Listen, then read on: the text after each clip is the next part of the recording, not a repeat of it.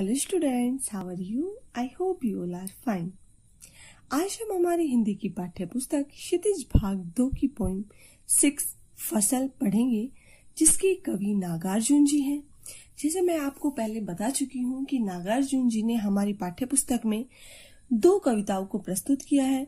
एक तो है यह दंतुरित मुस्कान और दूसरी है फसल। यह दंतुरित मुस्कान हम ऑलरेडी हमारी पिछली वीडियो में पढ़ चुके हैं और इस वीडियो में हम पढ़ने वाले हैं हमारी दूसरी पोइम फसल।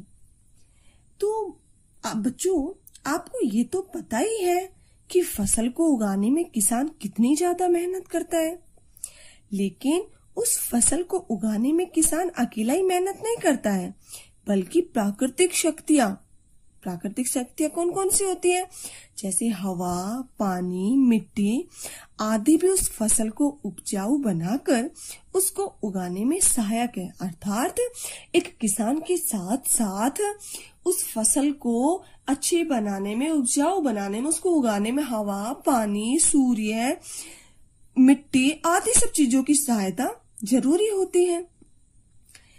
उन प्राकृतिक शक्तियों के बारे में बताने के लिए ही कवि नागार्जुन जी ने इस कविता को हमारे सामने प्रस्तुत किया है। शुरू करते हैं हमारी पोइम फसल। एक के नहीं, दो के नहीं, ढेर सारी नदियों के पानी का जादू। कवि क्या कह रहा है? एक के नहीं, दो के नहीं, अर्थात एक नदी के पानी का नहीं, बल्कि 2 नदियों के पानी का नहीं, जो ये फसल है वो ढेर सारी नदियों के पानी का जादू है। अर्थात जो फसलें होती है वो क्या होती है बच्चों? भिन्न प्रकार की होती है, अलग अलग प्रकार की होती है, जैसे गेहूं, बाजरा, चावल, जौ, मक्का। तो ये सारी फसलें अलग अलग प्रकार की हुई और ये जो फसलें हैं ये अलग अलग क्षेत्रों में उगाई जाती हैं और प्रत्येक क्षेत्र में नदियां भी क्या बहती है? अलग अलग नदियां ही बहती है। तो कवि नागार्जुन जी कहना चाहते हैं कि जो ये फसलें हैं वो एक नदी नहीं, 2 नदी नहीं, बल्कि ढेर सारी नदियों के पानी का जादू है। क्यों? क्योंकि पानी से उगकर ही फसलें क्या होती है? बड़ी होती हैं। कवि के कहने का क्या तात्पर्य है कि फसल उगाने के लिए अनेक नदियों का जो जल है हमें उसके सहयोग की आवश्यकता होती है। एक के नहीं, दो के नहीं, लाख लाख कोटि कोटि हाथों के स्पर्श की गरिमा। कवि क्या कह रहे हैं? एक के नहीं, दो के नहीं, लाख लाख, लाखों लाखों, कोटि कोटि, करोड़ों करोड़ों हाथों के स्पर्श की गरिमा है। अर्थात हाथों के छूने का गौरव है ये जो फसल है। क्या कहना चाह रहे हैं कवि कि जो फसल है, क्यों कहा है उन्होंने कि लाखों करोड़ों हाथों के स्पर्श की महिमा है, गौरव है? क्यों कहा है कवि ने ऐसा? क्योंकि जो फसल है, जब मैंने अभी आपको बताया कि फसल को उगाने में सिर्फ एक किसान ही सबसे ज्यादा मेहनत नहीं करता, अकेला वो ही उसको नहीं उपजाऊ बनाता। क्योंकि जब, जैसे एक एग्जाम्पल देती हूँ मैं आपको, कि जैसे हम पिसा हुआ आटा लाते हैं मार्केट से, ठीक है, तो अब भाई जो जानता नहीं है फसलों के बारे में वो तो क्या है, उसके लिए तो यही है कि दुकानदार हेल्प कर रहा है उसकी, तो कि दुकानदार से वो आटा ला रहा है और खाने में प्रयोग कर रहा है।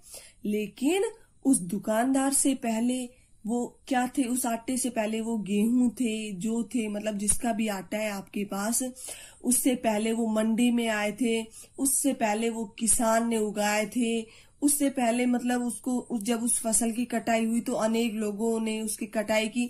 तो इस प्रकार से एक फसल को वास्तविक रूप देने के लिए अनेक लोगों की, करोड़ों करोड़ों हाथों के स्पर्श की जरूरत होती है और वही लाखों करोड़ों हाथ ही उस फसल का गौरव बन जाती है। ठीक है? एक की नहीं, दो की नहीं, हजार हजार खेतों की मिट्टी का गुण धर्म है।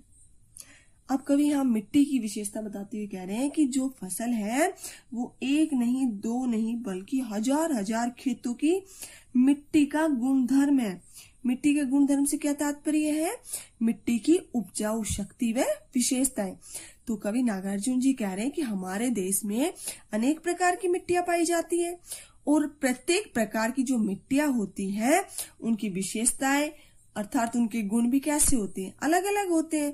इसलिए मिट्टी के इन्हीं गुणों के कारण यहाँ अलग अलग प्रकार की फसलें होती हैं।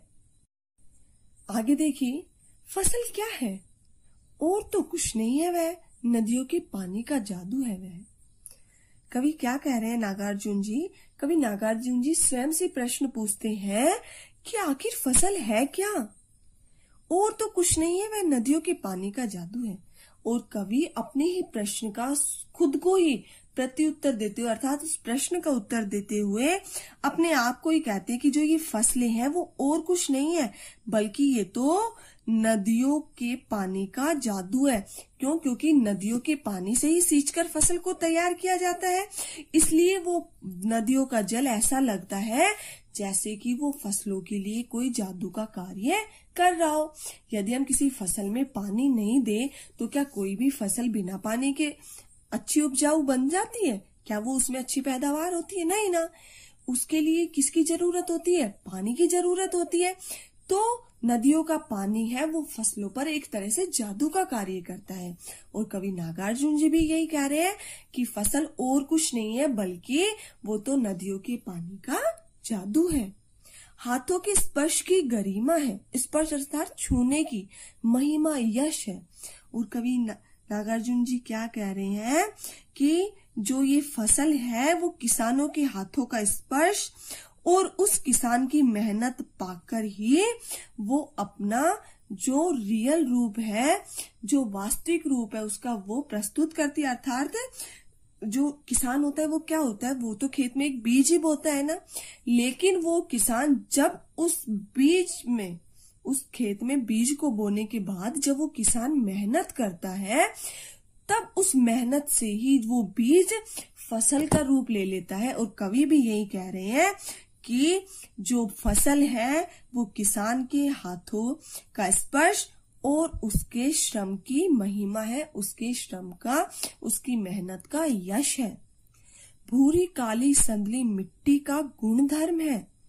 कवि आगे क्या कह रहे हैं कि जो फसल है उन्होंने यहाँ पर विभिन्न मिट्टियों के उदाहरण प्रस्तुत किए और क्या कह रहे हैं कि भूरी काली संदली मिट्टी का गुणधर्म है फसल की। जो फसल है उसको उपजाऊ बनाने के लिए अनेक प्रकार की मिट्टियों की आवश्यकता होती है। क्योंकि अनेक क्षेत्रों में अलग अलग प्रकार की फसलें बोई जाती है, प्रत्येक क्षेत्र में मिट्टी भी अलग अलग प्रकार की मिलती है। तो कवि कह रहे हैं कि जो ये फसलें हैं वो विभिन्न प्रकार की मिट्टी में उगती है। कहीं तो हमें काली मिट्टी मिलती है, कहीं भूरी मिट्टी मिलती है, कहीं हमें संदली मिट्टी मिलती है। ध्यान रखना, संदली, संदली का अर्थ क्या होता है? संदली का अर्थ होता है चंदन। ऐसी मिट्टी जिसमें सूंधी सूंधी सी खुशबू आती है, गंध आती हो, ऐसी मिट्टी फसल उगाने के लिए अत्यंत उपयुक्त होती है। कवि ने मिट्टी की इसी विशेषता को प्रकट करने के लिए यहाँ पर संदली शब्द का प्रयोग किया है। संदली का अर्थ क्या होता है? चंदन, जिस मिट्टी में बहुत सौंधी सौंधी सी सुगंध आती है। तो कवि कह रहे हैं कि जो फसल है वो क्या होती है? कहीं तो काली होती है, मतलब उसके लिए मिट्टी कहीं पर काली होती है, कहीं भूरी मिट्टी होती है, तो कहीं संदली मिट्टी होती है। अर्थात हर प्रकार की मिट्टी में अपना अपना गुण होता है और उन्हीं के अनुसार उसमें क्या होता है? फसलें उगाई जाती है। ठीक है, नेक्स्ट देखिए, रूपांतर है सूरज की किरणों का। रूपांतर अर्थात बदला हुआ रूप है सूरज की किरणों का। कवि यहाँ कह रहे हैं कि जो फसल है वो सिर्फ जल से या मिट्टी से ही तो तैयार नहीं होती है, उससे तो अच्छी नहीं बनती है, बल्कि इन मिट्टी और पानी के साथ साथ उसे सूर्य की किरणों की भी जरूरत होती है। क्यों? क्योंकि जो सूर्य की किरणें होती हैं वो फसलों को गर्मी देती है और कुछ फसलें गर्मी प्राप्त कर कर ही अच्छी बनती है। तो यहाँ कवि यही कहना चाहते हैं कि जो फसलें हैं वो सूर्य की किरणों का बदला हुआ रूप है। सिमटा हुआ संकोच है हवा की थिरकन का। सिमटा हुआ संकोच संकुचित रूप है हवा की थिरकन का। थिरकन अर्थात नाचना।